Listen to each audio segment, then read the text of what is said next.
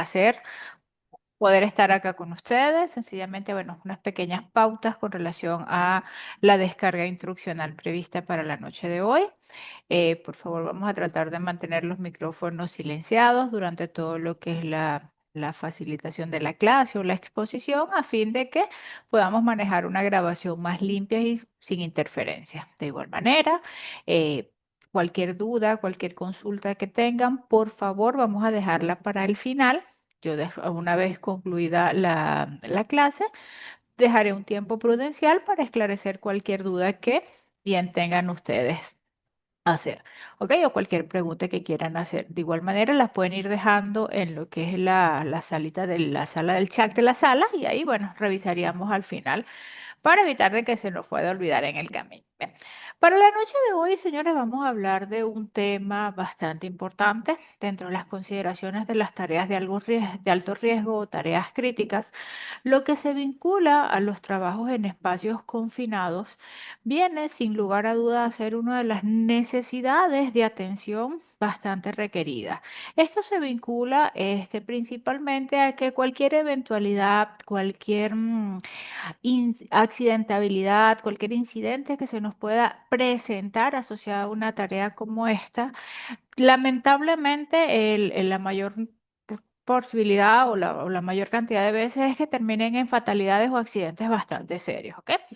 De hecho, todavía vemos en la actualidad estadísticas, noticias que son alarmantes, donde, bueno, generan información sobre la cantidad de personas que fallecen cada año asociados a espacios confinados o a actividades.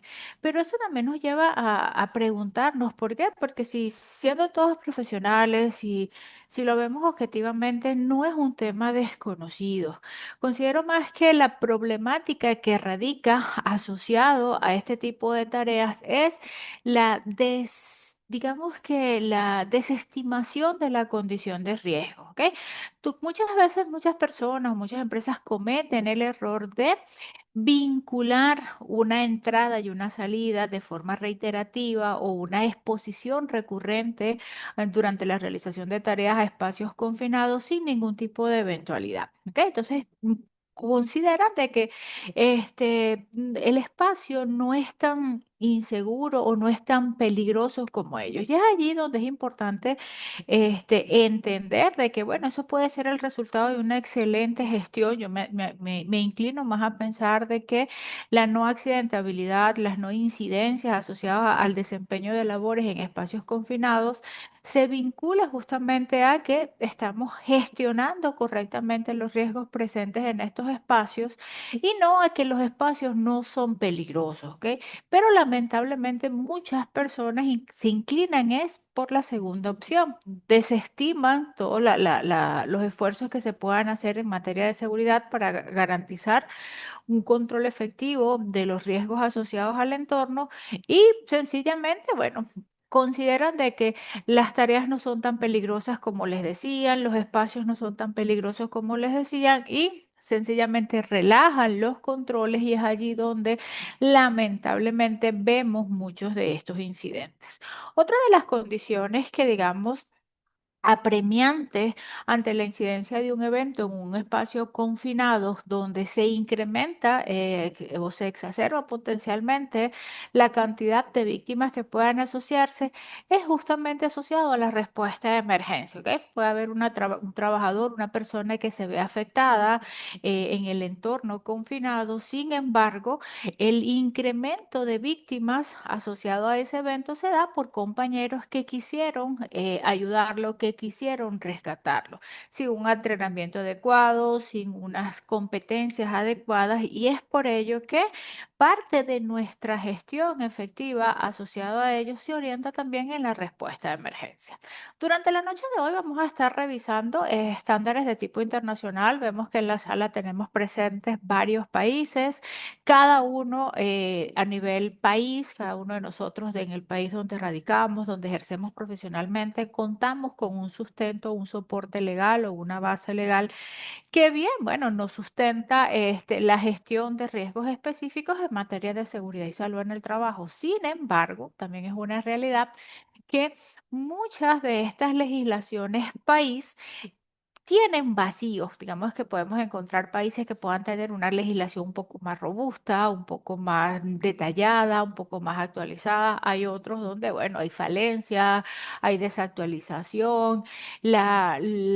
Lo que se encuentra en la actualidad vigente, bueno, data de muchos años, donde los criterios con los que se manejaron esas leyes en la actualidad, bueno, no son los más ideales, pero es nuestra realidad, es lo que tenemos y sobre ello hay que trabajar. Entonces, cuando nos planteamos la necesidad de hacer una gestión efectiva de riesgos, sobre todo asociados a tareas críticas, nuestro sustento legal o nuestra matriz legal de cumplimiento principalmente va a ser la del país donde estamos trabajando, sea Venezuela, sea Colombia, sea Perú, sea Argentina, etcétera, ¿ok? Como profesionales podemos tener el respaldo o el aval o el apoyo, quieran ver, de otros instrumentos legales de consulta.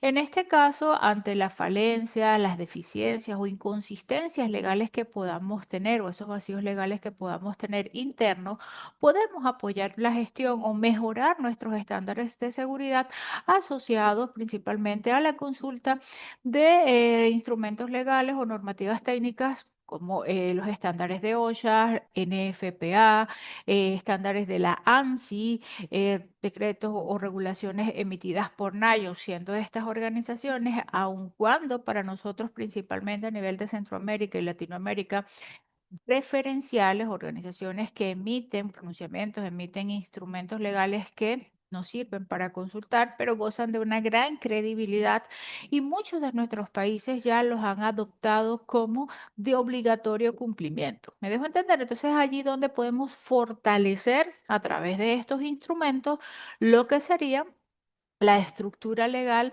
para gestionar de mejor manera nuestros riesgos específicos. ¿Ok? Específicamente, con relación a lo que corresponde a las bases legales que estaremos revisando, vamos a ver algunos referentes ofrecidos por OSHA en el estándar de la 29 CFR 1910 de industria en general, la de la 1926 que es construcción. Abordaremos información prevista en el estándar de la NFPA 350, guía orientada para lo que es la entrada, segura los espacios confinados, y la ANSI Z 117.1, que nos ofrece los requisitos de seguridad que debemos considerar para un ingreso seguro a espacios confinados. Bien. Ahora bien, cuando hablamos de espacios confinados, lo primero que debemos empezar es a unificar, porque creo que todos tenemos claros cuáles son las definiciones, cuáles son las características o aquellas premisas que evaluamos para determinar o no si un espacio cumple con esos criterios. Bien. Vamos a ver que instrumentos legales o instrumentos técnicos distintos nos ofrecen, en algunos casos, algunas discrepancias en conceptualizaciones o con discrepancias semánticas. Por ejemplo, para efectos de estándares de la OSHA, de la 1926, la 19 y 10, principalmente que es de industria en general, NFPA 350 y la ANSI, estos tres instrumentos normativos o técnicos nos definen un espacio confinado como un recinto, un lugar que tiene aperturas de entrada y salida limitadas, que es lo suficientemente grande para que una persona o un empleado esté dentro de él, trabaje, realice una actividad, sin embargo, no está designado para la ocupación del trabajo continuo. ¿Ok? Estas organizaciones se enmarcan bajo esos criterios, permitiendo extraer de ese mismo concepto lo que serían esas características. Cuando vemos acá los aspectos resaltados en rojo, sencillamente son esas características que revisamos si un espacio cumple o no para determinar si es un recinto confinado. Sin embargo, se incorpora también otra organización como la NIOSH, que adicional a coincidir con los elementos anteriores en estas eh, normativas, incorpora también otros criterios muy importantes. De igual manera, NIOSH considera un espacio confinado o hace referencia a esto, a un recinto, un lugar que por su diseño va a tener un número limitado de entradas o de aperturas, pero incorpora otros criterios también importantes, que es los criterios de ventilación y generación de contaminantes.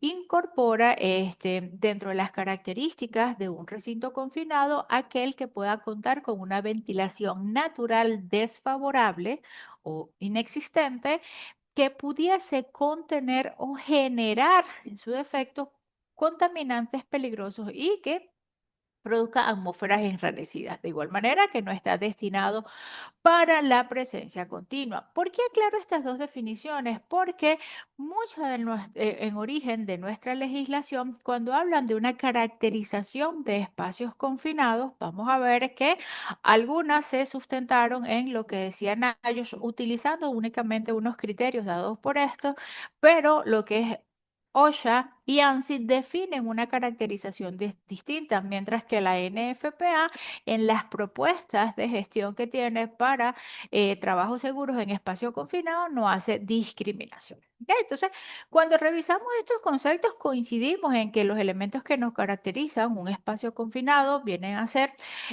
criterios como un tamaño, donde los recintos que por su tamaño y su forma permiten que una persona esté dentro de ella, sin embargo, no está diseñado para la ocupación continua, ya nos permite tildar un aspecto de espacios confinados que pueden tener formas limitadas, tienen entradas y salidas limitadas, que contiene o puede contener o generar contaminantes bastante peligrosos. ¿Ok? Algunos ejemplos propuestos por los estándares de la OSHA en la 1926 y y en la 1910, estándares para lo que es construcción y industrias en general, nos citan, bueno, áreas como silos, chimeneas, alcantarillas, las cloacas, los trompos, la parte posterior de los trompos mezcladores de concreto, o sea, todo lo que ese recinto cumple con todos los criterios para ser considerado un espacio confinado, plantas, cisternas, túneles, las excavaciones, señores, ¿ok? Este punto a veces trae un poco de controversia, trae un poco de confusión. Las excavaciones por sí solas cumplen con las características de ser un espacio confinado. Toda excavación mayor a 1,40 de profundidad ya cumple con criterios de espacio confinado. ¿Por qué? Bueno, porque es un espacio que no está diseñado para la ocupación continua, tiene limitaciones de acceso, o sea, ya a partir de esa profundidad hay que adaptar accesos seguros, la distribución de las escaleras y otras premisas, ¿ok?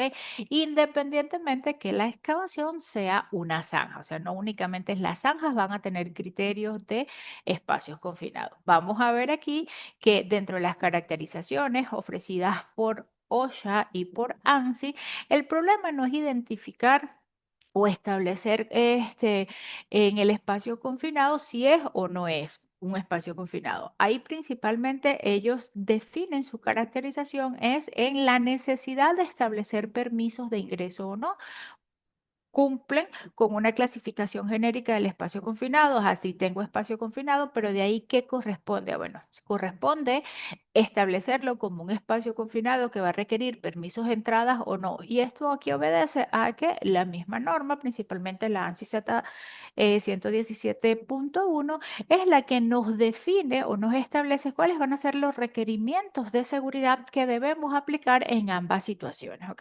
Y les adelanto que en las dos situaciones, tanto en los espacios confinados que requieran permiso como para los que no, se aplican la mayoría de los controles. Solo existen dos controles que difieren entre un punto y otro y se adicionan a aquellos espacios confinados que requieran permiso y vamos a revisar cuáles son.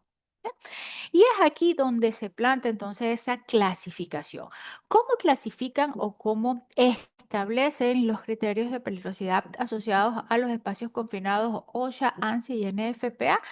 OSHA y NFPA parten del concepto de que un espacio confinado o cualquier recinto, cualquier lugar que sea lo suficientemente grande para que entre una persona que tiene entradas y salidas limitadas y que no esté diseñado para ser ocupado continuamente es considerado un espacio confinado. Si el recinto no cumple con esas características, no se considera espacio confinado, ¿ok? A partir de aquí, de estar en este punto de que, bueno, ya tenemos un espacio confinado ¿Qué es lo que discriminan estas normativas? Bueno, ese espacio confinado, ¿qué tratamiento le voy a dar? ¿Va a ser un espacio confinado que va a requerir permiso de entrada o sencillamente seguirá siendo un espacio confinado, pero no va a requerir permisos de entrada? ¿Ok? ¿Cuáles características se adicionan o se deben verificar para determinar si ese espacio confinado, ya cumpliendo los criterios anteriormente descritos, le corresponde o no la categorización de ser un espacio que requiera o no permiso de entrada? Estos que vemos acá. Si ese espacio confinado tiene la capacidad de generar o tiene presente alguna atmósfera peligrosa, entiéndase alguna atmósfera enrarecida, una variable atmosférica, y es ahí donde hay que revisar los criterios que son, digamos que dinámicos en cuanto a los peligros, como es niveles de oxígeno, la presencia de contaminantes tóxicos o de vapores o gases inflamables. Eso es lo que nos da el criterio de atmósfera peligrosa. Si se pueda generar o no un peligro de entrampamiento. Por ejemplo, estamos dentro de un silo, hay material a granel, material suelto, la persona puede estar, está en una excavación, puede haber un desprendimiento de tierra, de material y puede la persona quedar atrapada y no hay ningún control para evitar ello. Entonces es un espacio confinado que va a requerir permiso de entrada por las características propias de la configuración, si es un equipo, si es dentro de un espacio operacional, bueno, las características propias de la configuración va a dar. Y por último, la norma también nos deja abierto el espacio de cualquier otro peligro serio reconocido. Es decir, si ese espacio confinado cumple con por lo menos una de estas cuatro características adicionales, automáticamente va a ser considerado un espacio confinado que requiera permiso de entrada. Si no las cumple, sencillamente va a ser un espacio confinado que no va a requerir permiso de entrada. ¿Me dejo entender? Este criterio, como les decía, es principalmente el criterio utilizado por OSHA y por ANSI. NFPA no hace esta discriminación. Para lo que es la norma NFPA 350, la guía para el ingreso seguro a los espacios confinados, las medidas propuestas, las recomendaciones dadas en esta norma se orientan para ser aplicadas según corresponda o según tenga vinculación en cualquiera de los escenarios, ¿ok? Ya no nos va a enmarcar, bueno, para los espacios confinados con permiso, vamos a aplicar esto, para los espacios confinados sin permiso de entrada, vamos a aplicar esto. Nos da recomendaciones generales asociadas al control de riesgos en espacios confinados en su totalidad.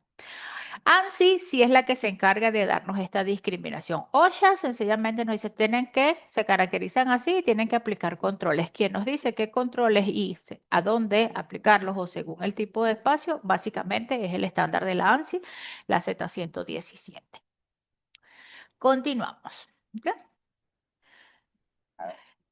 Por otra parte, lo que es NIOSH emitió una caracterización también sobre tipos de espacios confinados o clasificación de espacios confinados, solo que esta organización se centra únicamente en tres variables. ¿Y por qué decía que es importante tener claro esto? Porque en realidad, muchas de las legislaciones de nuestros países, cuando buscamos una clasificación de los espacios confinados, muchas se orientan a esto, espacios confinados clase A, clase B, clase C. Pero ¿de dónde nace eso? Eso nace justamente de una asociación a la clasificación determinada, en este caso por NIOSH, asociado a la condición de riesgo atmosférico presente en el espacio confinado. NIOSH hace esta clasificación considerando principalmente estas tres variables o dando énfasis en ellas. ¿Ok? ¿Qué considera NIOSH para esta clasificación?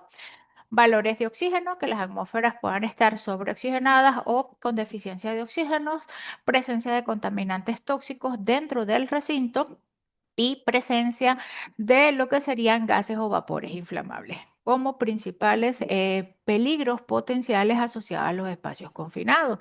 Y bueno, así nos enseñaron a pensar, así nos enseñaron en su momento a priorizar la atención de lo que serían los peligros asociados. Muchos de nosotros en nuestros inicios hablábamos de, cuando nos hablaban de espacios confinados, nos visualizábamos únicamente en esto. Mira, las tres Marías, ¿qué tengo que cuidar en el espacio confinado? Bueno, los niveles de oxígeno, pues, presencia de contaminantes tóxicos y gases inflamables, ¿ok? Y no es así, pero eso se originó a razón de que, bueno, era como que el origen de esa clasificación que teníamos. Hablaban, bueno, mi espacio confinado lo voy a categorizar como clase A. ¿Por qué? Bueno, porque los valores de oxígeno están por debajo de 16 o por encima de 25, tiene concentraciones de gases inflamables que superan el 20% del límite inferior de inflamabilidad y las concentraciones de contaminantes tóxicos son inmediatamente peligrosas para la vida y la salud. Entonces, ¿cuál sería nuestro ideal en el caso de trabajar en un en espacio confinado? Ah, bueno, un espacio confinado clase C, donde los parámetros estén dentro de rangos tolerables. ¿Me dejo entender? Sin embargo, vamos a ver que eso no funciona de forma tan directa y están siempre relacionados así. La mejor manera de nosotros poder gestionar efectivamente lo que son los riesgos asociados y los peligros asociados a los espacios confinados es caracterizándolos, ¿ok? Entender que los espacios confinados nos van a ofrecer una serie de peligros y riesgos que, digamos, son estáticos y otros que son dinámicos. ¿Cuáles van a ser esos peligros estáticos? La cantidad de accesos y que tenga el espacio confinado, si es un recinto y solo tiene 5 accesos, va a tener 5 accesos. Y si los accesos son de 16 pulgadas, bueno, eso no lo voy a poder modificar. O sea, va a ser en la misma dimensión, la misma cantidad. Los peligros propios de la configuración, si tiene divisiones internas, si tiene desniveles, si tienes paredes convergentes. O sea, hay cosas que definitivamente van a estar y van a quedarse fijas o estáticas durante todo el proceso de trabajo. Y vamos a tener otra serie de peligros que son variables o van a ser dinámicos. Y es allí donde esas variables atmosféricas nos representan mayor atención. ¿Qué puede cambiar, qué puede variar dentro de un espacio confinado? Principalmente ellas. ¿Por qué? Bueno, porque yo por mi proceso de trabajo puedo generar una condición que sobreoxigene el espacio confinado o reduzca los niveles de oxígeno presentes. Puedo incorporar o generar gases o contaminantes tóxicos. Puedo propiciar la aparición o la generación de vapores inflamables también. ¿Me dejo entender? Entonces, esas variables de verdad pueden cambiar. Yo puedo iniciar con unos valores al momento de la jornada, pero dichos valores pueden cambiar o pueden modificar, a diferencia de los que son estáticos. Si yo ingreso a un espacio confinado por una boca de visita que tiene 24 pulgadas, esa no se va a modificar por el trabajo que yo vaya a hacer, exceptuando que, bueno, vaya a hacer una modificación sobre ese punto específicamente. ¿Me dejo entender? Entonces, lo que quiero es que entendamos de que identificarlos de esta manera nos va a permitir entonces prestar la atención y ajustar los controles y enfocarnos en aquellas condiciones que generen mayor nivel de exigencia. ¿Ok? Particularmente, y perdón que les pasé, lo que es el capítulo 3 de la norma ANSI Z 117.1 del 2022 nos ofrece un capítulo orientado a lo que es esa evaluación del estudio del espacio confinado, ¿ok? Donde vamos a poder tener referencias para identificar peligros y riesgos asociados a esta. Esta norma nos enmarca la importancia de que este sea nuestro punto de partida. Hacer este diagnóstico, hacer esta identificación es lo que nos va a permitir de verdad gestionar correctamente todo lo que podemos identificar asociado al espacio confinado. No podemos hacer una gestión efectiva de riesgos o la aplicación de controles adecuados si no tenemos clara toda esta información. Entonces, cuando nos orientamos en lo que es la identificación de peligros, ¿qué podemos buscar o sobre qué podemos referenciarnos? Les aclaro de que los aspectos propuestos en la norma no son únicos, nos dan un buen punto de partida, más no son excluyentes, ¿ok? Son para que podamos orientarnos en un punto de arranque. ¿Qué buscamos en los peligros? Características físicas, características propias de la configuración, la ubicación, la locación, qué procesos productivos están adyacentes al espacio confinado, en qué parte del proceso se puede conectar el espacio confinado o cómo pudiese verse afectado, ¿ok? O cómo me pudiesen afectar esas operaciones que se van a desenvolver alrededor. Los peligros físicos incluyen, aunque no limitan, y asimismo lo tipifica la norma, a eléctricos, térmicos, radiológicos, ruidos, inversión, iluminación, riesgos de caídas a un mismo nivel, a distinto nivel, peligros de integridad estructural, entre otros. ¿Ok? Acá es bien es importante tener en claro que cuando hacemos esta evaluación tenemos que mantener una visual bastante amplia. ¿En qué sentido? En que debo identificar los peligros propios del recinto, del espacio, los peligros de la locación o del entorno donde va a estar, está ubicado mi espacio confinado y también los peligros asociados a la tarea que vamos a desarrollar. ¿Ok? Es decir, si yo voy a hacer un trabajo de soldadura, un trabajo en caliente dentro del espacio confinado, entonces también los peligros propios de el proceso de trabajo y cómo estos pueden verse exacerbados o generarme condiciones cambiantes. O sea, cómo van a interactuar estos tres puntos de origen. El entorno, qué hay en el entorno, qué procesos hay que puedan generarme complicaciones en el espacio confinado, qué voy a hacer dentro de ese espacio que pueda generar efectos en el entorno, el proceso de trabajo, entre otros. ¿Ok? Entonces, siempre debemos manejarnos en esa balanza, evaluando todos estos puntos de manera simultánea. Asociado a las identificaciones de riesgo, bueno, aquí sí lo que son los riesgos atmosféricos, esas variables o esos riesgos dinámicos, asociados a deficiencia o saturación de oxígeno, atmósferas inflamables, atmósferas tóxicas. Otros riesgos que pueden estar presentes de tipo biológicos, bacterias, hongos, bacterias anaeróbicas que pudiesen producir hidrógenos, metano, óxido de nitrógeno u otros gases también. Y los riesgos mecánicos que pueden vincularse propiamente a lo que es configuración o características del equipo, como por ejemplo partes internas móviles, aspas de componentes dentro de lo que serían el mismo espacios confinados, engranajes u otros componentes en general, ¿ok?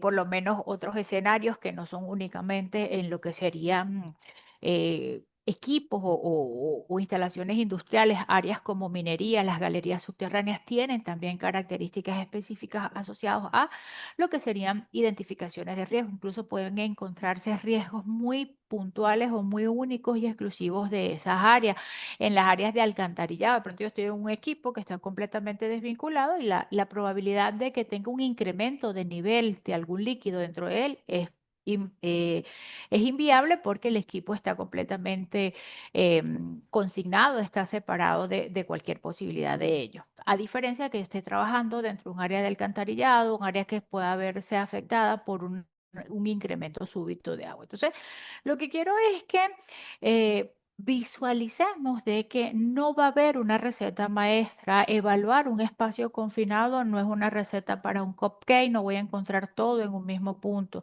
Voy a encontrar en los parámetros normativos referencias, características, condiciones que me permitan mantener un orden en el proceso de revisión. Sin embargo, cada espacio confinado va a ofrecer características muy individuales y muy propias. Y eso es vital que nosotros como gestores en riesgo, como asesores en seguridad y salud en trabajo, entendemos y sobre todo respetemos. ¿Ok?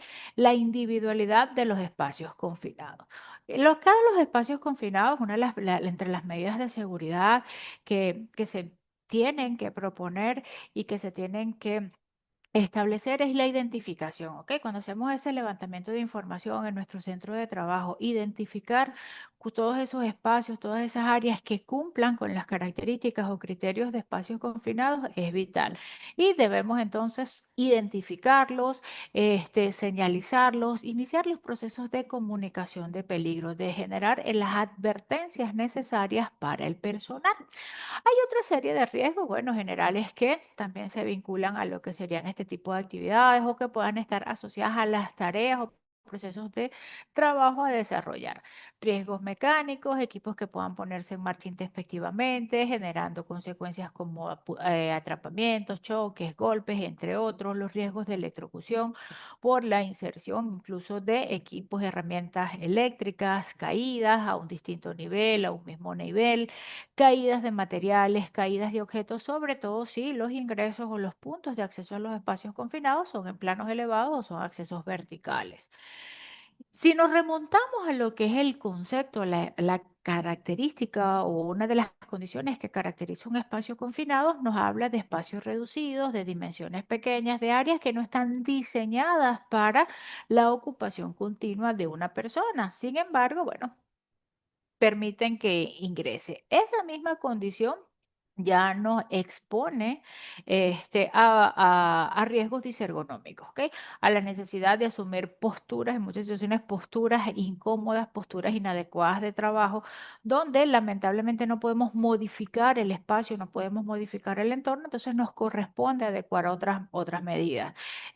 Pausas activas, limitar tiempos de exposición y bueno, ir ajustándola de forma tal de que podamos de igual manera gestionar ese tipo de condiciones. ¿Ok?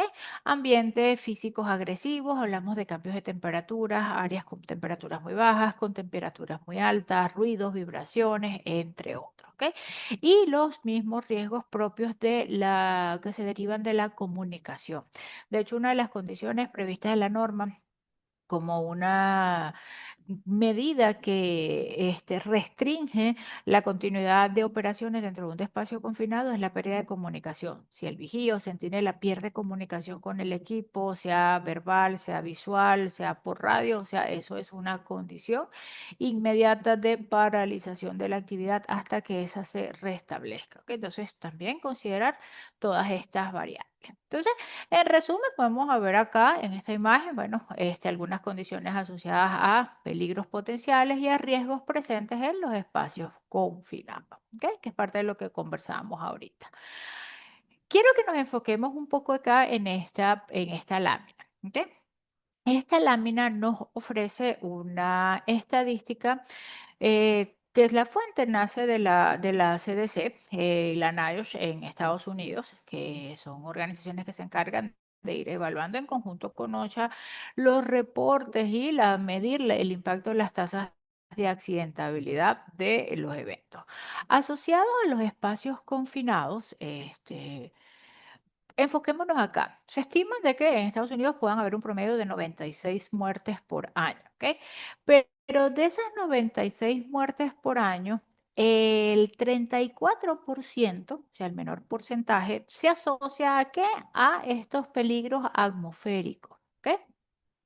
A esos peligros que le decías que a veces son los que nos enseñaron a considerar como más importantes o como prioritarios en los espacios confinados, a deficiencias de oxígeno, a presencia de contaminantes tóxicos, de gases inflamables. Pero la realidad es que ellos vienen a representar un menor porcentaje. Los que representan un porcentaje mayor son los otros peligros, como peligros de golpes de calor, peligros por impactos, caídas, ahogamientos. Y lo que quiero que reflexionemos un poco es que a veces por enfocarnos solo en algunas de las condiciones, podemos desestimar otras y es allí justamente donde podemos tener la causa de la eventualidad. Entonces, por eso les recomendaba que cuando aprendemos a identificar dentro de toda esa gran panorámica de riesgos y peligros asociados al espacio confinados, aquellos que van a ser estáticos o permanentes, ya los ubiquemos, establezcamos controles y ahí quedan. Y los que son variables, bueno, esos son los que nos van a demandar un poco de atención, pero no nos enfoquemos en uno solo, porque la balanza se nos va a inclinar de manera desfavorable. A rasgos generales, ¿cuáles serían los principales o digamos que esos peligros más recurrentes o más comunes que podamos encontrar en los espacios confinados? Mira, dentro de las variables atmosféricas, espacios que puedan tener atmósferas deficientes de oxígeno, atmósferas que se saturen de oxígeno, atmósferas inflamables o atmósferas tóxicas. También podemos tener presencias de temperaturas extremas, los propios de la configuración del espacio y, bueno, otros riesgos de tipo físicos y biológicos presentes. Vamos a conversar un poco, a ahondar un poquito en cada uno de ellos. ¿Ok? Cuando hablamos de atmósferas deficientes de oxígeno, primeramente debemos entender de que hay parámetros establecidos para referenciar. Hay rangos de tolerancia, rangos de aceptabilidad o rangos de seguridad sobre cada uno de estos parámetros. La norma OSHA establece como rangos de tolerancia para los valores de oxígeno un rango como mínimo de 19,5 y como máximo de 23,5. Todo lo que esté fuera de estos rangos o está asociado a atmósferas con deficiencia de oxígeno o atmósferas sobresaturadas. En ambas situaciones se van a ofrecer unas características de riesgo o unas consecuencias bien particulares. En el caso de las atmósferas deficientes de oxígeno, las principales consecuencias de exposición a ellas van a repercutir sobre la salud del personal. ¿Ok? Cuando una persona está trabajando en áreas donde los niveles de oxígeno van en detrimento o alcanzan niveles muy bajos, ¿qué pasa? Empieza fisiológicamente a manifestar una serie de condiciones. Nuestro organismo necesita oxígeno, ¿para qué? Para llevarlo al cerebro, que éste funcione adecuadamente. Ante la deficiencia del oxígeno, ¿qué va a pasar? De que nuestro cerebro no va a funcionar correctamente. Entonces van a empezar a haber algunas implicaciones. Va a haber implicaciones como deficiencia en la toma de decisiones, no se va a pensar con juicio, se alteran funciones vitales como la frecuencia cardíaca, como la respiración. ¿Por qué? Bueno, porque el cerebro detecta que hay una deficiencia de oxígeno, entonces va a dar indicaciones. Pulmones, respiren más rápido, corazón late más rápido para que la sangre circule y me traiga mayor volumen de sangre oxigenada, ¿ok?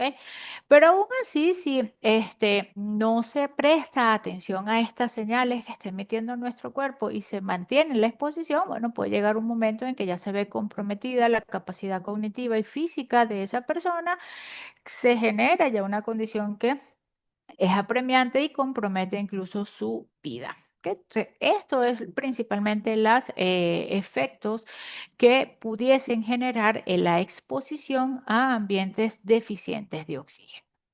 En el caso de las atmósferas sobresaturadas o ricas en oxígeno o aquellas que, bueno, sobrepasen ya del 23,5%, dirán, bueno, pero si el poquito es malo, o sea, si tengo bastante oxígeno, debo responder mejor. No se vinculan los efectos de esta condición a consecuencias vinculadas a la salud del trabajador. Aquí se potencian otro tipo de peligros, principalmente los asociados a incendios o a explosiones. ¿Por qué? Bueno, porque el enriquecimiento de oxígeno en un espacio cerrado donde también haya esté asociado a los riesgos de incendio y explosión, exacerba o potencializa los efectos de esta condición. Incluso cuando hacemos nuestra evaluación de riesgos y detectamos de que, bueno, en ese espacio confinado o en esa área debo establecer controles para contener el riesgo de incendio y explosión, hacer aislamientos, utilizar mantas de contención. Generalmente todos esos elementos, todos esos tejidos, tanto en vestimentas como en sistemas de aislamiento o mantas ignífugas, son de un material retardante al fuego. O sea, y eso viene a ser como que una de nuestras primeras barreras de protección física que vamos a implementar. En el caso de las atmósferas sobreoxigenadas, sí se alcanzan valores tendientes al 28%, en esas concentraciones los tejidos ignífugos dejan de serlo. Sencillamente perdemos esa protección asociada a la característica de ser ignífugo algún tejido. ¿Ok? Entonces, por lo tanto, nuestros elementos, ropas, delantales, guantes, pierden cualquier efecto de protección, como pudiesen representar una protección más adecuada dentro de rangos normales. Entonces, sencillamente, gente, los extremos no son buenos, ni las bajas ni las altas, pero entender qué efectos se puede generar en ambas situaciones es importante. En el caso de las atmósferas inflamables, mira, esta también es una condición bastante apremiante asociada a los espacios confinados. Acá las concentraciones o el que se genere una atmósfera inflamable dentro de un recinto es algo que se da con una facilidad, pero sorprendente. Se pueden formar por muchas razones, por muchas causas, porque se evaporan disolventes de pinturas, porque puede haber algún residual a nivel de el recinto, en las porosidades, por la necesidad de incorporar a algún producto inflamable, por reacciones químicas, o sea, los puntos de origen de donde pudiesen generar o ser fuente de origen de atmósferas inflamables son bastante complejos. Entonces necesitamos evaluar o buscar la mayor cantidad de fuentes de origen que pudiesen propiciar la generación de una atmósfera inflamable dentro del espacio confinado para poder abordarlas de mejor manera. Eh, Establecer controles en este tipo de atmósferas requiere la necesidad primeramente de identificar los contaminantes inflamables o los materiales inflamables presentes en el entorno. O sea, ¿qué es lo que hay? ¿Para qué? Para poder conocer el límite de inflamabilidad.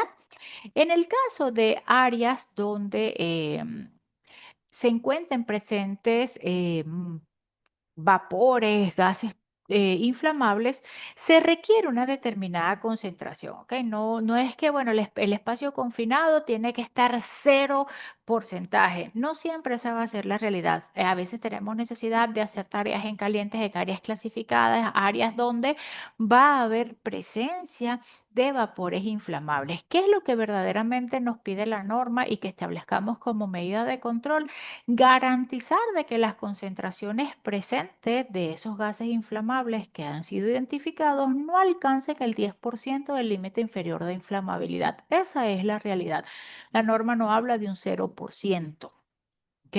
La norma establece como criterio de atención de que lo que esté presente no alcance el límite inferior de inflamabilidad. Y por eso es que nosotros necesitamos identificar el producto inflamable presente y conocer eso. Los límites de inflamabilidad de los productos son límites referenciales. Todos los productos, gases, vapores inflamables van a tener establecidos e identificados lo que es el límite inferior, el límite superior y lo que está dentro de esto se le va a conocer como rango de inflamabilidad.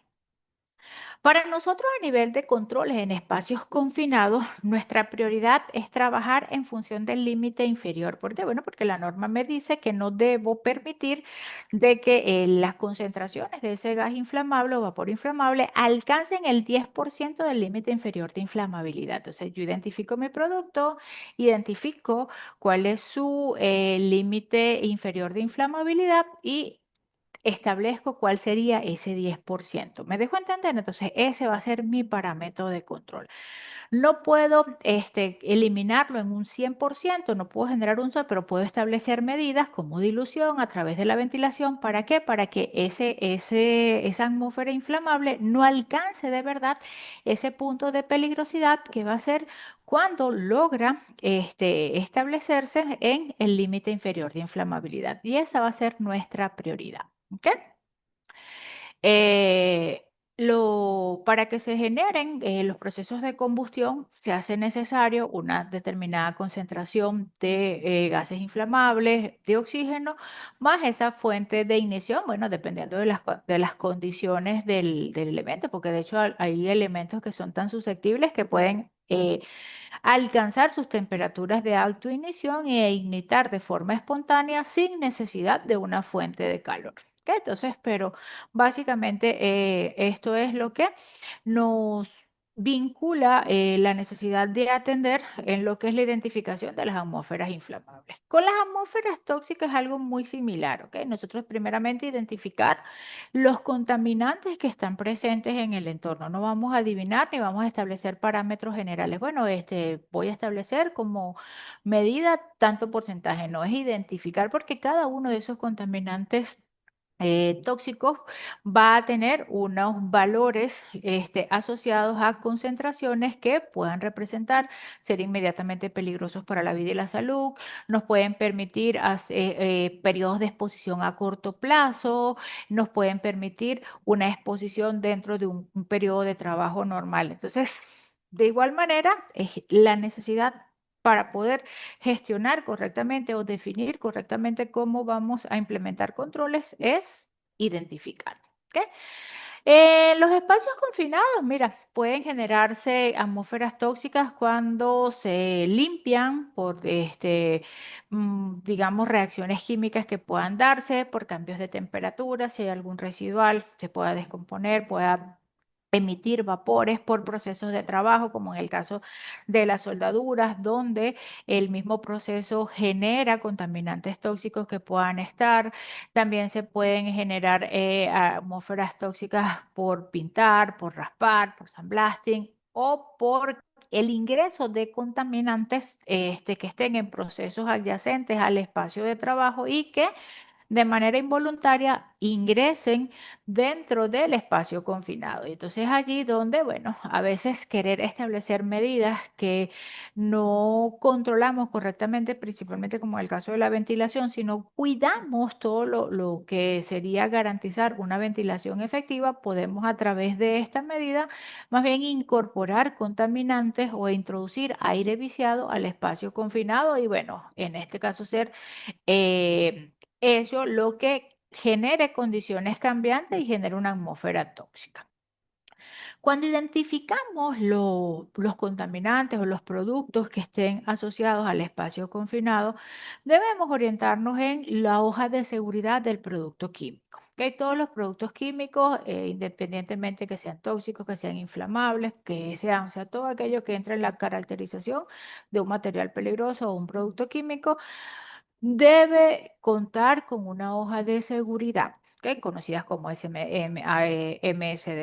perdón, HDS, o sea, eso fue, digamos que un cambio de semántica, pero es una hoja de seguridad.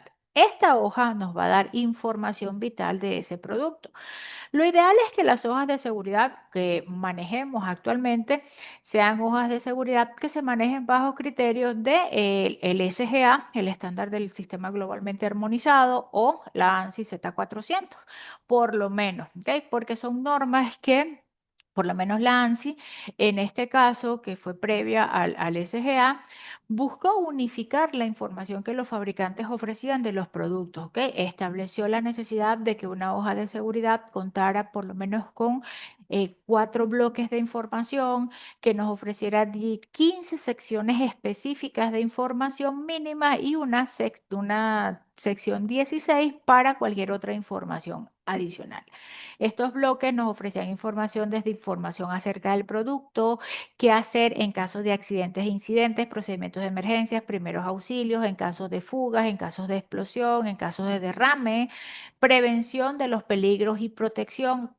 Para, por lo menos información para manipulación y almacenamiento, propiedades físicas, químicas, estabilidad, reactividad, información sobre toxicidad, sobre ecología, entre otros. Entonces, el mejor documento donde vamos a obtener datos e información específica de los productos identificados definitivamente van a ser las MSDS. También, bueno, podemos buscar información en otros parámetros, por lo menos en lo que son contaminantes tóxicos, en libros como hay una guía de la NIOSH que nos ya delimita o nos establece lo que son esas concentraciones permisibles. Hablar de concentraciones permisibles, también nos debemos orientar en lo que son los tiempos de exposición. Cuando hablamos de exposición ocupacional, nos referimos a tiempos de exposición. Acá vamos a manejarnos con 3 criterios o 3 tiempos, ¿ok? Lo que son concentraciones que están dentro de los TWA adecuados, que son tiempos de promedio ponderados aceptables, es decir, que una persona puede estar expuesta a esa concentración durante una jornada de trabajo normal, 8 horas al día, 48 o 48 horas semanales, según su jornal de trabajo, y no representa peligros para su salud. Hablamos de espacios, áreas o que puedan albergar concentraciones, ya que, bueno, por más métodos de dilución que se utilicen, métodos de protección, sigan manteniendo una concentración que implique una exposición a corto plazo. Las áreas que tienen esta clasificación o con límites STIL, que son límites de exposición a corto plazo, permite solo una inserción de 15 minutos por vez. Es decir, me voy a exponer. O sea, voy a ingresar al área, voy a estar 15 minutos, debo salir de transcurrido ese tiempo. Antes de volver a ingresar, debo respetar un periodo de reposo de por lo mínimo 60 minutos y no me puedo exceder a más de 4 exposiciones por día. Es decir, en toda mi jornada de trabajo no me puedo exponer más de 4 veces. Cada exposición de 15 minutos máximo y con un periodo de descanso entre una y otra de por lo mínimo 60 minutos. ¿Ok? Y la otra serían las concentraciones que conocemos como IDHL o inmediatamente peligrosas para la vida de la salud. Son concentraciones en las que definitivamente los contaminantes albergados allí tienen el potencial de causar la muerte. Así como hay algunas características asociadas a identificar o la necesidad de identificar esos contaminantes desde el punto de vista, o perdón, esas productos que puedan ser inflamables y conocer esos parámetros de sus concentraciones mínimas y máximas y los rangos de inflamabilidad. En el caso les decía que el caso de los productos, los contaminantes tóxicos también. Más allá de nosotros enmarcarnos o conocer cuáles son esas concentraciones o el número específico de las concentraciones, una vez que identificamos los contaminantes que puedan estar presentes en el espacio confinado, debemos educar a nuestro personal en el reconocimiento de los efectos, señores. O sea, si yo dentro de mi descarte de peligros, de riesgos, identifico de que, bueno, puede haber presencia de monóxido de carbono en el espacio por generación, por asociación al proceso, independientemente de la causa que genere la presencia de ese contaminante. ¿Dónde debo enfocar mi trabajo, sobre todo con el personal que ingresa, en el reconocimiento de los efectos? Es decir, bueno, que si la gente manifiesta que tiene dolor de cabeza, debo prestar atención, que puedan reconocer algún efecto como esfuerzo en cardíaco, o sea, que sienta que su corazón se acelera, que la cabeza se le embota, que puedan haber zumbido, flash en los ojos. ¿Por qué? Porque todos estos efectos son concordantes con exposición al monóxido de carbono. Evidentemente, bueno, dependiendo de las concentraciones, se irán incrementando. ¿Ok? Pero más allá de subestimar estos efectos, porque bueno, las concentraciones no me dan, está ahí dentro de los rangos de aceptación o tolerancia, debemos recordar de que estos efectos se asocian a la condición del individuo y que hay personas que pueden ser más susceptibles que otras, pueden tener umbrales de percepción más bajos que otros y no siempre esto va a ser así, o sea, no es que en todos los casos va a ser así, pueden haber condiciones atípicas en algún individuo que sea más sensible y bueno, ante concentraciones menores manifieste algún efecto. Entonces, lo que quiero es que entendamos la importancia de hacer caso a ello. Y vamos a ver que dentro de las mismas competencias que da la norma, dentro de las responsabilidades al equipo, al supervisor, al vigía, al equipo de entrante, está en el reconocer los efectos asociados a los contaminantes a los que van a estar. O sea, es importante, la misma norma establece la importancia de que los trabajadores, el personal que va a estar expuesto, tenga la capacidad de reconocer los efectos a la salud de esos contaminantes para poder, bueno, hacer una detección oportuna e identificarlos en el momento de la exposición. Ácido sulfídrico también, bueno, es otro gas que comúnmente pueda estar asociado a labores o a recintos en espacios confinados, tiene características de olor muy similar a huevos podridos, el que se perciba no es una buena referencia, más bien puede generar inertización a nivel de sistema olfativo, ya en concentraciones como por lo menos 18 o 25 ppm puede generar irritación en ojo, incluso en concentraciones un poco más bajas puede ya generar algún tipo de efecto sobre la salud, puede generar irritación respiratoria, inconsciencia y la muerte definitivamente, dependiendo de la concentración o a mayor nivel de concentración, los efectos pueden ser más brutales, más inmediatos y bueno, más dañinos de igual manera. Amoníaco también va a estar presente o asociado a lo que serían los espacios confinados. Es un gas altamente irritante, puede producir la muerte por espasmos bronquiales, personas que pudiesen ser susceptibles o tener alguna preexistencia a afecciones respiratorias, asma, bronquitis, algún tipo de EPOC o una enfermedad pulmonar obstructiva crónica, pueden fácilmente, bueno, tener mayor nivel de complicaciones o efectos a la salud más serios asociados a las exposiciones como el amoníaco.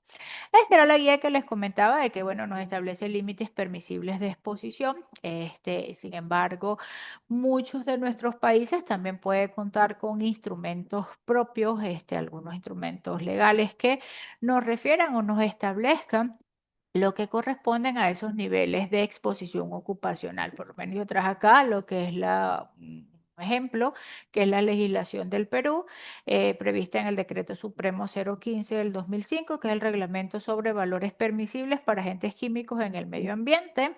En este caso, bueno, una realidad para nosotros es que muchas veces nuestros instrumentos legales país quedan desfasados en el tiempo, no se actualizan como corresponden y bueno, no digamos que aportan mucho. ¿Qué es importante que podamos tener en cuenta con esto? Si en algún momento la emisión o la vinculación, cuando se generó ese instrumento que esté en vigencia en nuestro país, aun cuando sea de 15 años atrás, 20 años atrás, digamos, pueda tener una vinculación directa con guías como esta, por ejemplo, eh, eso de verdad nos da un soporte. ¿Por qué? Y les explico. Por lo menos en este caso, cuando se generó el decreto supremo 015, se dio una vinculación con lo que fue la guía de ese año. O pues digamos que puede haber, en el caso de las normas Covenin en Venezuela, si también se emite una norma Covenin para las concentraciones ambientales permisibles y se referencia sobre una normativa internacional, cuando esa normativa internacional que tiene vinculación con nuestro instrumento de origen se actualiza, nosotros podemos referenciar o utilizar esos parámetros más actualizados y no perdemos el cumplimiento legal. No es que porque mi decreto supremo es del 2005, eso me obliga a utilizar la guía en ese año. No, si ese mismo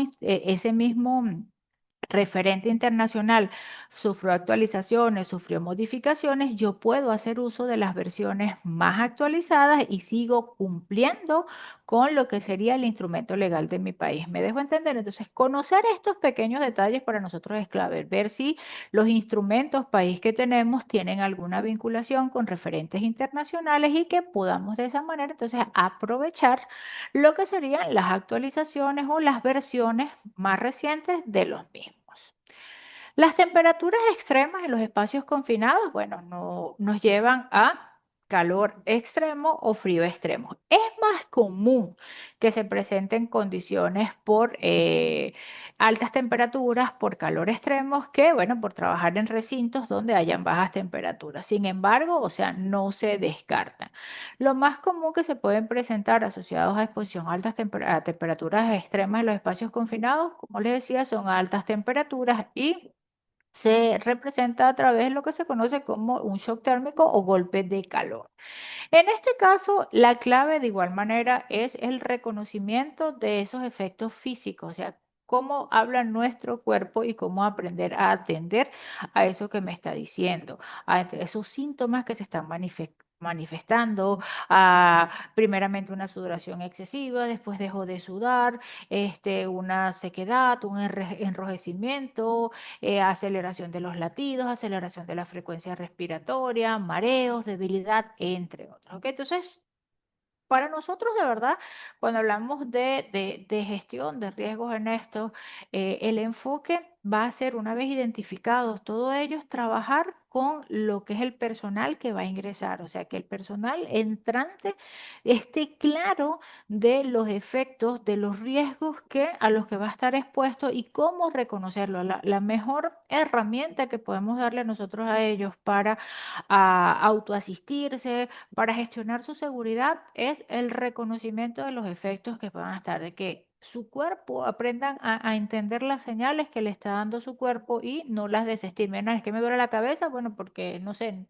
me duele la cabeza. No, es que si estoy dentro de un entorno donde hay identificado un elemento que puede generar un efecto sobre mi salud y uno de los efectos es dolor de cabeza, bueno, voy a alertar cuando me duele la cabeza y que descarten. Ah, mira, descartaron, hicieron pruebas de medición, valoración, se garantizaron nuevamente las condiciones. Ah, bueno, ese dolor de cabeza es por otra razón. ¿Ok? Pero es nuestra mejor alerta temprana a detectar condiciones de peligro inminentes dentro de los espacios confinados. Con relación a las configuraciones del espacio, en este caso diseño, formas, dimensiones, bueno, todo lo que tenga que ver con ello, este va a estar aquí. Aquí digamos que involucramos mucho eso, esas condiciones que son permanentes, que son fijas, superficies resbaladizas, aperturas pequeñas, compartimentos, o sea, condiciones propias del espacio que de verdad, excepto que el trabajo sea hacer modificaciones internas, vayan a cambiar. ¿Ok? Pero fuera de eso, tener toda esta información es clave para poder entonces también determinar el nivel de peligrosidad, porque recordemos de que entre esos criterios que evaluábamos o nos determinaban en la condición de necesidad de un permiso de entrada o no para el espacio confinado son las propias de configuración. Entonces, todo aquello que pueda inferir en complejidad de movilidad para esto, complejidad para una labor de rescate de ser necesaria, bueno, ya son criterios para mejorar o exacerbar las condiciones de seguridad a evaluar. Otros riesgos, bueno, más puntuales que pudiesen presentarte en los espacios confinados, bueno, digamos que riesgos biológicos, excremento de roedores, plantas, mohos, hongos, agentes infecciosos, animales perdidos que puedan estar dentro de las áreas, bueno, va a depender mucho. Si voy a hacer un trabajo en un área donde voy a estar en unos túneles, en unas alcantarillas, en un espacio abierto, bueno, ahí tengo mayor probabilidad de encontrarme algún animal en el interno de ese espacio que dentro de un área industrial o un área operacional. Entonces, lo que quiero es que, bueno, por eso es que es importante identificar siempre la individualidad de cada espacio, ver la locación, ver el entorno donde está y eso nos va a ayudar a identificar de mejor manera los riesgos asociados a esto, los peligros asociados. En cuanto a lo que son riesgos físicos, mira, abarca una gran cantidad de posibles fuentes, en este caso electricidad, maquinaria, radiación, visibilidad, vibraciones, presiones, ahogamiento por aumentos en los niveles de aguas, temperaturas extremas, ruidos. ¿Ok? Entonces aquí también ver aquellos propios del recinto, los del entorno y los del proceso de trabajo. En esencia, bueno, ¿qué verificamos con relación al interno del espacio confinado? Resumiendo un poco, niveles de oxígeno que estén dentro de parámetros adecuados, las concentraciones de los gases inflamables de que no superen el 10% del límite inferior de inflamabilidad del material identificado, la presencia de polvos combustibles en el aire también que estén dentro de parámetros de aceptabilidad y las concentraciones o la exposición a contaminantes tóxicos que estén dentro de rangos permisibles. ¿Ok? Hay otras actividades que, bueno, pueden agravar o exacerbar las condiciones de peligro en los espacios confinados. Trabajos que por el mismo proceso de trabajo, entonces sean los que modifiquen las condiciones, que puedan producir vapores fuera o dentro del espacio, la necesidad de introducir algún contaminante químico para hacer alguna limpieza y que bueno, pueda generar alguna reacción química desfavorable, remociones de residuos, trabajos en caliente, entre otros. ¿Ok? Y dirán, bueno, ya que tenemos todo esto identificado, que podemos entonces ya tener claro con qué es lo que vamos a trabajar dentro de ese espacio confinado o esa tarea a realizar, ¿cómo entonces empezamos a gestionar? Bueno, sencillamente, señores, allí en la organización de la aplicación de medidas se orienta principalmente sobre nuestra jerarquía de controles. Eliminar lo que se pueda, lo que no puedo eliminar lo sustituyo, establezco controles más de tipo permanente como controles de ingeniería, complemento con los controles administrativos, todo lo que es políticas, procedimientos, capacitaciones, competencias en general. Y bueno, termino en este orden de asignación con lo que sería la asignación de los EPP con el objeto de contener o mitigar los efectos de cualquier eventualidad que se pudiese generar porque, bueno, me fallaron todos mis 4 controles anteriormente previstos. ¿Ok? De esta manera es cuando particularmente el estándar de la norma ANSI 117.1 nos da en los capítulos 4 y 5, parte del 6, si mal no recuerdo, las recomendaciones de todos esos controles. Ahora que yo les decía de que, bueno, tanto para lo que es permisos con entrada y permisos sin entrada, la norma proponía controles. Estos son los que se pide sean considerados en ambas situaciones. Es decir, con el simple hecho de ya que un recinto cumpla con las características básicas para ser considerado un espacio confinado, entonces, ¿cuáles son las medidas de control que vamos a implementar? Establecer responsabilidades en el equipo, verificar la necesidad de un aislamiento, un bloqueo de energías peligrosas, definir necesidades de ventilación, de limpieza y descontaminación, equipos de protección personal, equipamiento auxiliar, la señalización, la preparación para la respuesta a emergencia, las competencias del equipo, la idoneidad médica y bueno, todas estas medidas deben ser extendidas a los contratistas. En el caso de los permisos que requieran permiso de entrada, igual van a cumplir con estas 11 medidas, solo que vamos a adicionar dos medidas adicionales que serían deben contar obligatoriamente con un sistema de permiso de entrada al espacio confinado. Obviamente, ese sistema debe garantizar la emisión de un permiso, los criterios de implementación, los criterios para considerar mantener la vigencia del permiso y cuáles serían las causas para una revocación del permiso. De igual manera, asociado a ese sistema de permisos, debe estar en paralelo lo que sería la realización o la validación de las pruebas atmosféricas. Por eso es que siempre vamos a encontrar en los permisos de trabajo para los espacios confinados, para esos permisos de acceso, la necesidad de validar o la obligatoriedad de validar los criterios atmosféricos propios del espacio confinado y garantizar de que estén dentro de parámetros aceptables para poder firmar ese permiso. Entonces, allí, criterios generales de las pruebas, consideraciones de las pruebas y los límites aceptables para cada instrumento. Mira, algunas consideraciones que debemos tener en cuenta con relación a los puntos generales en cuanto a las medidas, digamos que por lo menos con relación al equipo de ingreso, ¿ok? Podemos cuando consultamos ANSI, cuando consultamos OSHA o cuando consultamos NFPA para determinar cuáles serían esas responsabilidades, podemos encontrar algunas diferencias en cuanto a semántica o en cuanto a cómo se describen. Por ejemplo, sí, el equipo de entrada generalmente lo más básico que vamos a encontrar en un equipo de entrada de espacio confinado va a ser un supervisor, el equipo entrante o los que van a ingresar al espacio confinado, un vigía y el personal de respuesta a emergencia. ¿Ok? Y entonces allí es donde, bueno, por lo menos cada uno de estas normativas puede dar una definición distinta, pero en esencia es la misma figura. A ver si me doy a entender. Por lo menos la ANSI 117 habla de un asistente.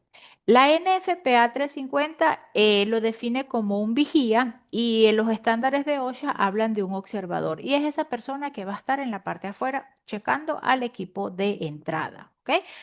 El personal que ingresa al espacio confinado, ANSI lo define como entrante, NFPA también lo define como entrante, pero OSHA habla de una persona autorizada para el ingreso.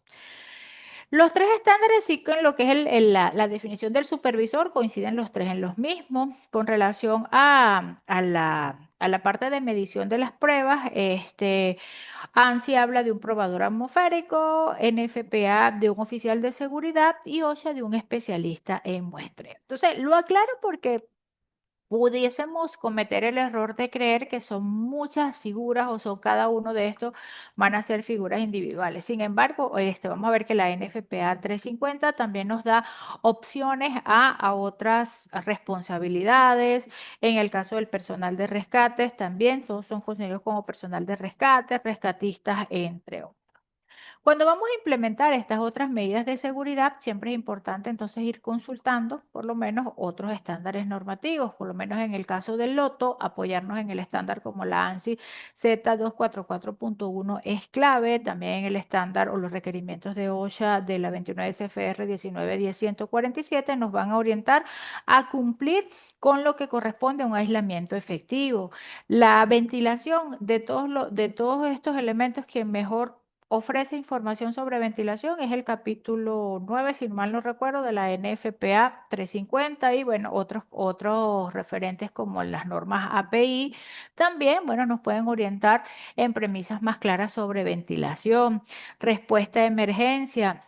consultar por lo menos la NFPA 1852 vinculada a lo que es los ERAs, mantenimientos, cuidados, de igual manera lo que serían el cumplimiento con contratistas, lo que serían los equipamientos auxiliares, si son áreas clasificadas o no, la necesidad de utilizar equipos intrínsecamente seguros, la estructura de lo que es la respuesta a emergencias necesariamente, la idoneidad médica. La norma habla de que quien define si un personal es idóneo o no para ello debe ser un profesional de salud, es decir, un médico ocupacional, quien nos determine ese acto adecuado para o no exponerse a espacios confinados. ¿Ok?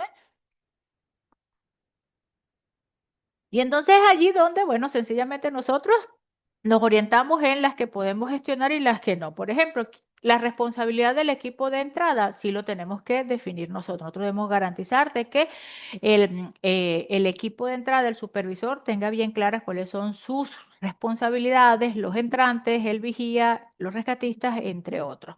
Voy a yo a determinar el acto médico, no, ese no es mi radio de aplicación, eso le corresponde a un médico ocupacional. Mi responsabilidad es garantizar de que la evaluación sea hecha, que sea un médico con el criterio necesario para hacer un reconocimiento de salud que cumpla con las premisas básicas, descartes de fobias, descartes de comorbilidades que puedan generar una condición crítica dentro del espacio confinado. Hablamos de que, bueno, o actos condicionados como hipertensión, como un antecedente cardíaco, descartes a fobia, una persona que sea claustrofóbica, o sea, esos son detonantes que dentro de un espacio confinado nos pueden, bueno, fácilmente generar una situación de emergencia. ¿Ok?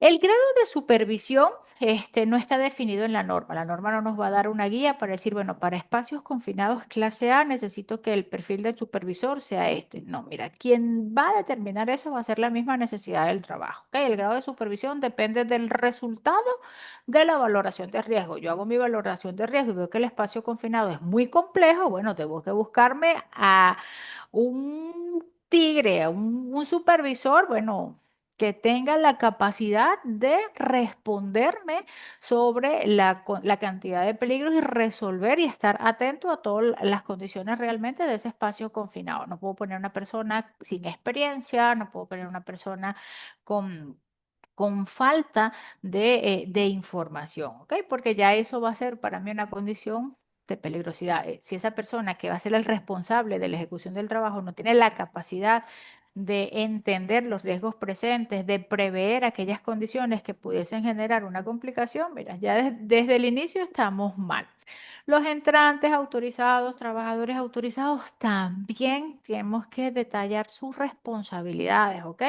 Y aquí, bueno, van a estar descritas en la presentación. Si consultan las normas, las van a encontrar escritas. Lo que quiero es resaltarle principalmente eh, esta, ¿ok?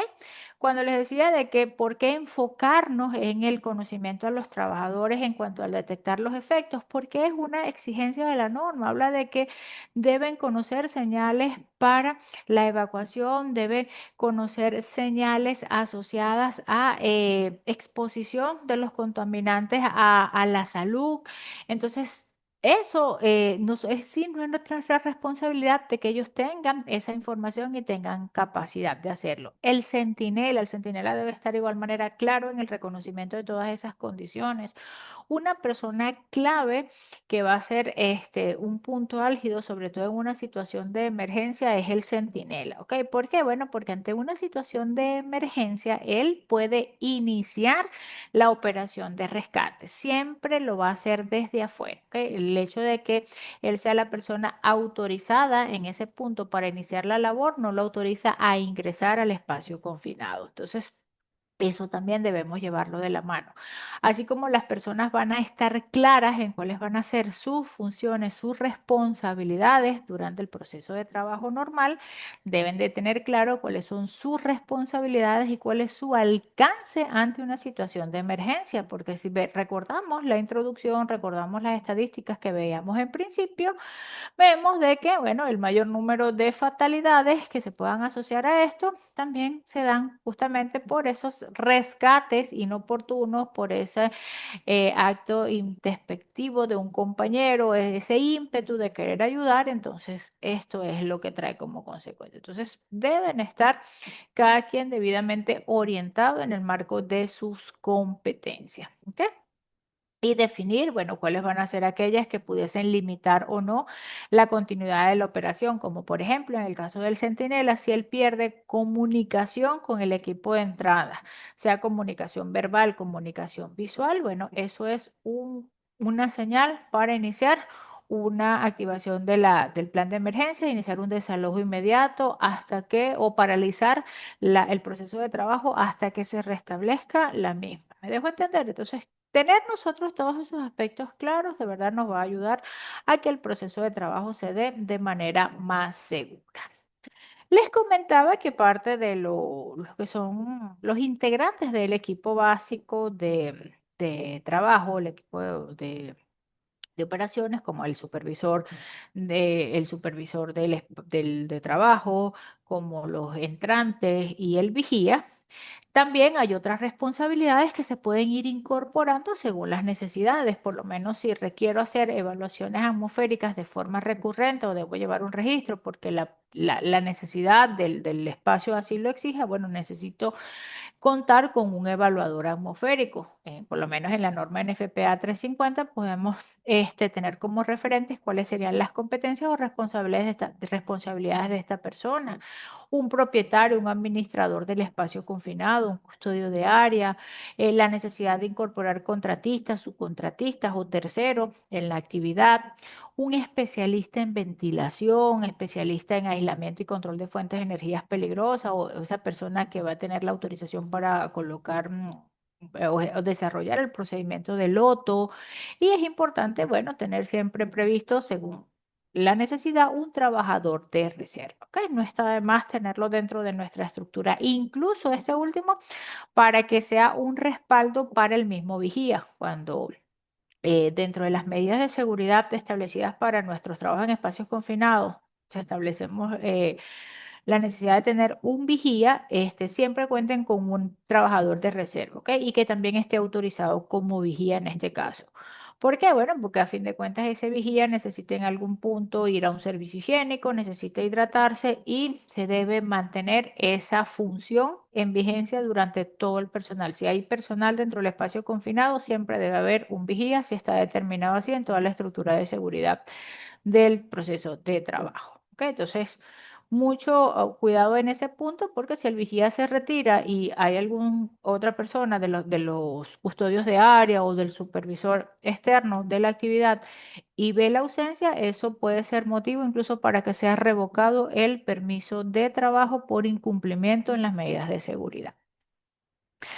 Otras medidas que veíamos que la norma propone y que, bueno, vamos a evaluar la necesidad de estar es ir ya asegurando o estableciendo otros controles que no se vinculen directamente al personal. Controles como el bloqueo y el etiquetado, un adecuado procedimiento de aislamiento, de control de fuentes de energía peligrosas asociadas a los espacios confinados, nos ayuda muchísimo. Y aquí lo que es el estándar de Loto es el ideal, ¿ok?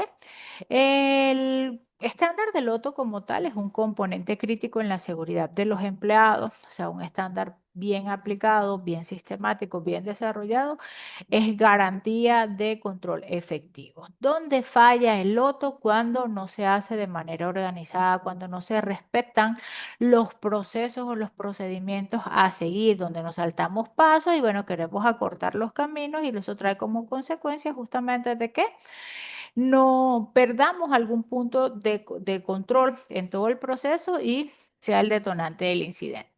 Aquí vemos un proceso genérico propuesto para lo que sería el aislamiento adecuado a un espacio confinado. Recordemos de que el estándar de Loto es un estándar para el control de fuentes de energías peligrosas en general.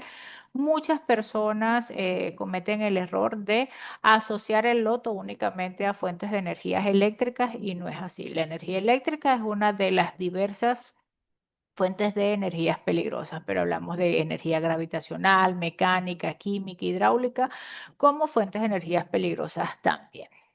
En este caso, mira, el proceso genérico va desde intervenir el equipo, identificar las fuentes, los distintos puntos de conexión y el tipo de fuente, porque un equipo puede tener conexión hidráulica o vinculación a energía hidráulica, química, neumática, gravitacional. Entonces, identificar cada una de ellas y cómo las voy a desconectar, cómo las voy a neutralizar es clave. El método, los materiales que voy a necesitar, las cantidades de candado, los elementos de consignación, cantidades de tarjeta, posteriormente que tenga ya neutralizado todos esos puntos, lo que sería la liberación de energías residuales, en este caso, por lo menos si hay una tubería que tiene presión de aire, cierro válvulas, las bloqueo, pero debo drenar ese aire contenido en esa sección. ¿Para qué? Para descargar esa energía que está allí, esa energía residual que quedó allí, esa presión acumulada, porque, bueno, puede generarme algún accidente durante el proceso de trabajo. Entonces, después que voy comprobando todo eso y cumpliendo con eso y garantizo lo que sería el estado de energía cero o que no hay ningún tipo de energía presente, ni que ingresa, ni que quedó residual. Bueno, entonces allí es que procedo a hacer mi trabajo o a intervenir mi equipo. Los materiales a ser utilizados o los elementos utilizados para lo que es el estándar de bloqueo y etiquetado deben cumplir con unos requisitos. Por eso le decía que es importante que siempre revisemos cuáles son los referentes técnicos que nos vinculan a cada una de las medidas de control. Por ejemplo, en el caso del loto, recordemos que es la ANSI Z 244.1 y las recomendaciones en el estándar de OSHA, la 29 CFR 1910-147. ¿Ok? ¿Por qué? Bueno, porque en estas normas es que se nos habla de los requisitos, nos dicen que todos los elementos de lotos deben cumplir con requisitos generales como el ser duraderos, ser diseñados para soportar ambientes de trabajo hostiles, estar estandarizados en forma, en color, en el tipo de instalación, no se liberen con facilidad, así que para removerlos haya que hacer algún esfuerzo y, bueno, garantizar de que los elementos o los equipos de loto sean utilizados para eso, ¿ok? No para otro fin. Los candados de loto no deben ser utilizados para cajas de herramientas, para lockers, para naqueles, para bolsos, no son para lo que sería el bloqueo específico. Diversidades de elementos hay. Asociado a lo que es el estándar de Loto, podemos encontrar dispositivos para consignación, para bloqueo y para etiquetado. O sea, hablamos de equipos de consignación, por lo menos elementos, accesorios que sean necesarios para instalar debidamente un candado. Si ciertamente el estándar habla es de bloqueo y etiquetado, no siempre nos orientamos a que bloqueo con el candado y complemento con la etiqueta, pero hay puntos, hay áreas donde no puedo colocar directamente el candado y necesito un accesorio. Esos accesorios son los elementos de consignación.